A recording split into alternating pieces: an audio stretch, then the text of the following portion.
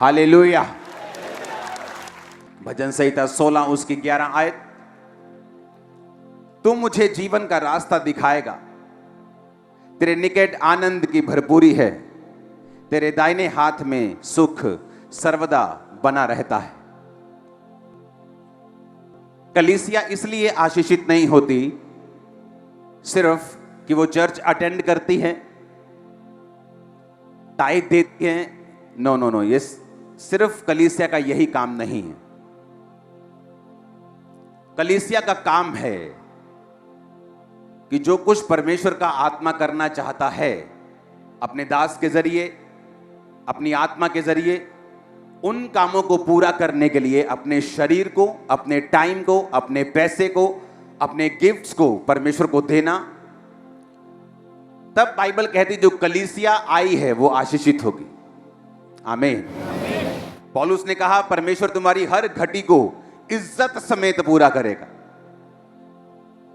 कई बार घटियां बेइज्जती से पूरी होती हैं, हाँ, कि घटी हो गई, आप मांगने जाते हैं, वो 10 टाइम बेइज्जती करता है और फिर देता है 20,000 ब्याज टाइम पर देना पर। परमेश्वर कहता लेकिन मैं तुम्हारी हर घटी को इज्जत से पूरा करूंगा, तुम्हें बेइज्जती नहीं होगी। पर यह किसको बोला गया? यह उस कलीसिया को बोला गया जो पौलुस के मिशनरी कामों में उसकी सहायता करते थे, जो चंदा भेजते थे, जो उसके साथ खड़े थे, जो पौलुस के साथ खड़े होने से शर्मिंदा नहीं थे। बाइबल कहती पौलुस ने कहा अब मेरा परमेश्वर तुम्हारी हर घटी को मसीह में महिमा सहित पूरा करेगा। परमेश्वर तुमको कहता है माफ कर दो, इसका मतलब ये नहीं वो भूल गया है। जीसस ने कहा पिता इन्हें माफ कर, ये नहीं जानते क्या हो रहा है, ये क्या कर रहे हैं। इसका मतलब ये नहीं परमेश्वर ने माफ कर दिया। कुछ ही सालों के बाद रोमी आए, यरूशलेम के सारे आराधनालय को ढाकर, वो लोग जो अपने आराधनालय पे घमंड करते थे उनको बंदी बनाकर उनके 3600 लोगों को मारकर घड़ीस कर वहां से लेके गए थे। परमेश्वर ने कहा था पिता इन्हें माफ कर, उसने तो माफ कर दिया, लेकिन वो कहता जब तू माफ करता है ना, तू अंगारों का ढेर लगाता है अपने माफ करने वाले के सिर पे। तो लोग तो विरोध करके भूल जाते हैं, लेकिन जब परमेश्वर जवाब देता है ना, तो तौबा तौबा कानों में हाथ लगते कि नहीं? फिर वो हटता भी नहीं, जल्दी हटता भी नहीं। वो पूरा हिसाब किताब चुकता करके वो हटेगा।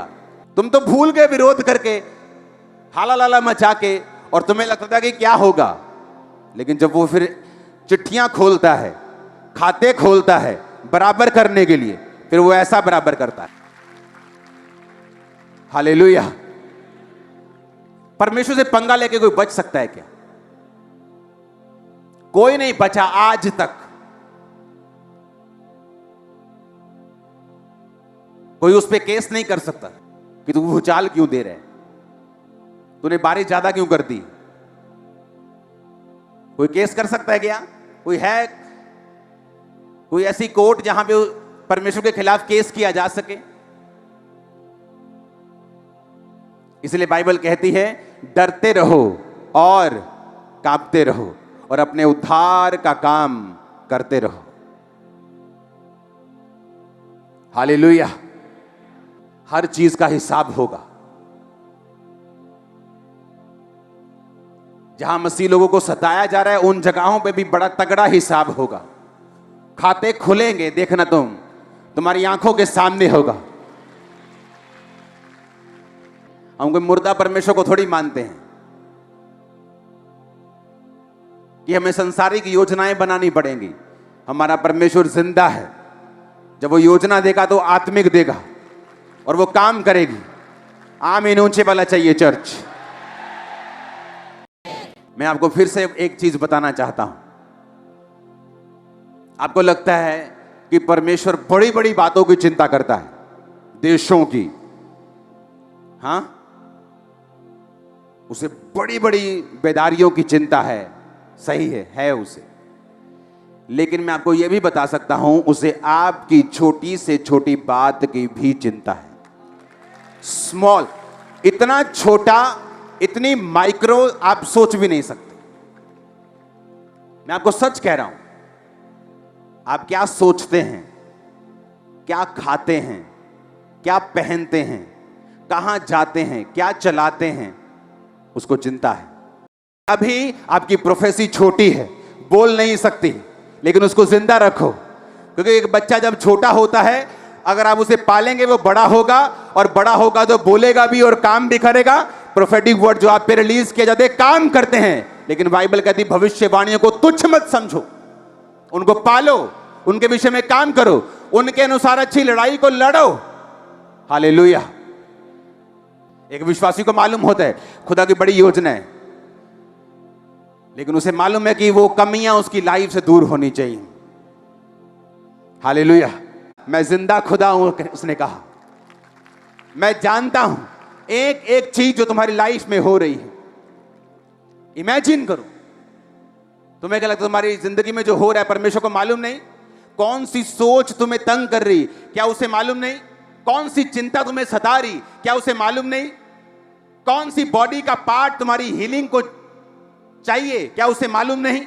क्या तुम्हें तुम्हारी लाइफ में परमेश्वर चाहता है? तुम्हें यह देखना है वचनों के जरिए से। वो ऐसा परमेश्वर है जो लाखों में भी एक एक गिनती को, एक एक बच्चे को कंट्रोल किया हुआ उस ऐसा परमेश्वर। देखो लाखों लोग बैठे हैं, लाखों गोत्र, 3 में भी लाखों के हिसाब से, इधर लाखों, इधर लाखों, इधर लाखों, उधर लाखों। वो तो एक एक गिनती का हिसाब रख रहे हैं, तुम्हारा हिसाब क्यों नहीं रखेगा? हालेलुया। तो आपने सुना इस वचन को प्रियो, जो परमेश्वर के दास अपोस्टल जी प्रचार कर रहे हैं कि हमें माफ़ करना चाहिए, चाहे वो हमारे लाइफ में कितनी भी प्रॉब्लम डाले। जब भी आप मसीह में आओगे, आपके जीवन में रुकावटें आएंगी, और बाहर का कोई भी रुकावट नहीं ला सकता। आपके लाइफ में अपने लोग ही आपकी रुकावट को डालेंगे, आपको पीछे खींचेंगे, आपके लिए प्रॉब्लम खड़ा करेंगे। लेकिन हमें उन्हें माफ़ करना है, क्योंकि अगर हम उसे माफ़ करते हैं तो परमेश्वर नहीं भूलता, परमेश्वर उन्हें माफ़ नहीं करता। क्यों? क्योंकि परमेश्वर कहता है तुम माफ़ करो, लेकिन मेरा काम है बदला लेना। तो परमेश्वर का काम है हमारे विरोधियों से बदला लेना, हमारा काम नहीं है। हमें माफ़ करना है और आगे बढ़ना है अपने खुदा के कामों के लिए। हमें अपने परमेश्वर के वचन को फॉलो करना है। जिस किसी ने भी अपने परमेश्वर के वचन को निभाया है, उसने अपने लाइफ में अद्भुत छुटकारे को देखा, अद्भुत मिराइकल को देखा। आप अपने लाइफ में आशीष को चाहते हो, छुटकारे को चाहते हो, चंगाई को चाहते हो, बरकतों को अगर आप चाहते हो, तो आप परमेश्वर के वचन को फॉलो करें। जैसा परमेश्वर का वचन बोलता है, आपको परमेश्वर के वचन को वैसा ही फॉलो करना है। तो खुदावंत का वचन हमें बुद्धि भी देता है, बल भी देता है और रास्ता भी दिखाता है। परमेश्वर का वचन जीवित और प्रबल है, जो बिना काम के कभी लौटता नहीं। तो आप परमेश्वर के वचन को फॉलो करें और आप परमेश्वर के वचन को निभाएं। जैसा बाइबल बोलती है वैसा करें। हमें अपने दुश्मनों को माफ़ करना है, उनसे बदले का भावना हमें नहीं रखना है, उनसे नफ़रत नहीं करना है, हमें प्रेम करना है।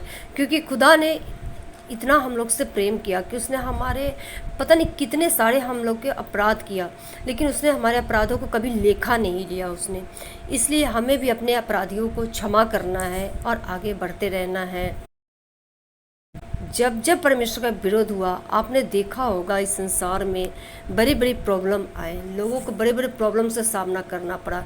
यहाँ तक कि गवर्नमेंट को भी सामना करना पड़ता है बड़े बड़े आफतों से।